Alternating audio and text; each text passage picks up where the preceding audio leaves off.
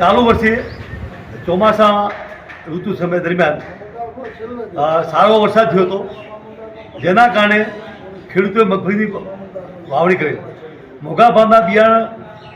દવા અને ખાતરની ખરીદી કરી, ખેડ કરી મગફળી વાવણી કરેલ અને હવે પાક તૈયાર થયો છે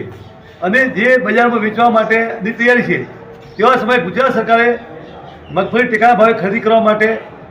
ખેડૂતો પાસે ઓનલાઈન ફોર્મ ભરાવ્યા અને બજારમાં ભાવ ન હોવાના કારણે ખેડૂતો મોટી સંખ્યામાં ઓનલાઈન ફોર્મ ભર્યા અને ગુજરાત સરકારે તાત્કાલિક એમને સિવાય કયા વિચાર આવ્યો અથવા તો સમુદાય રીતે નિર્ણય લીધો કે ખેડૂતે મગફળી વાવણી કરી છે કેમ એની સેટેલાઇટ મારફતે ચકાસણી કરી અને ચકાસણી કર્યા પછી એ ખેડૂતોને મગફળી ખરીદવામાં આવશે એવો આદેશ કર્યો, જેના કારણે સેટેલાઇટથી સર્વે કરાવેલ. પણ સેટેલાઇટથી અગાઉ જમીનનું રિસર્વે થયેલ હતું અને તેવા સમયે ખેડૂતોના સર્વે નંબરો, માપ અને નકશા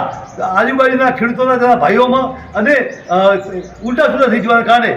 હાલમાં જે રિસર્વે થયું છે મગફળીનું એની અંદર ખોટું રિસર્વે થયું છે અને ખેડૂતોના ટોકન રદ કરવામાં આવ્યા છે. તેના મેસેજ ખેડૂતોના મોબાઈલ ઉપર આવવા લાગેલ, જેથી આજે અમે રાષ્ટ્રીય કિસાન સંગઠનના ગુજરાત પ્રદેશના આદેશથી અહીંયા નાયબ કલેક્ટર ધાનેરાને આવેદનપત્ર આપેલ છે અને એ આવેદનપત્ર ગુજરાતના મુખ્યમંત્રીને મોકલી આપવા માટે વિનંતી કરી છે અને જણાવ્યું છે કે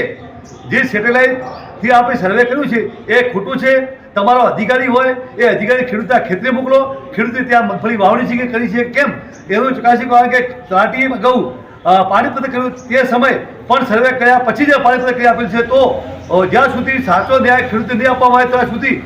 ખેડૂતોને મોટો અન્યાય થશે અને અધિકારી મૂકી ખેતરમાં સર્વે કરાવી અને ત્યારબાદ જો સાચું જ ખેતીમાં મગફળી ન હોય એનું ટોકન રદ કરવા માટે આવે, બાકીના ખેડૂતોને ટોકન પુનઃ નોંધણી કરી અને એની મગફળી ખરીદી કરવા માટે વ્યવસ્થા કરવામાં આવે એવી માગણી અમે કરી છે.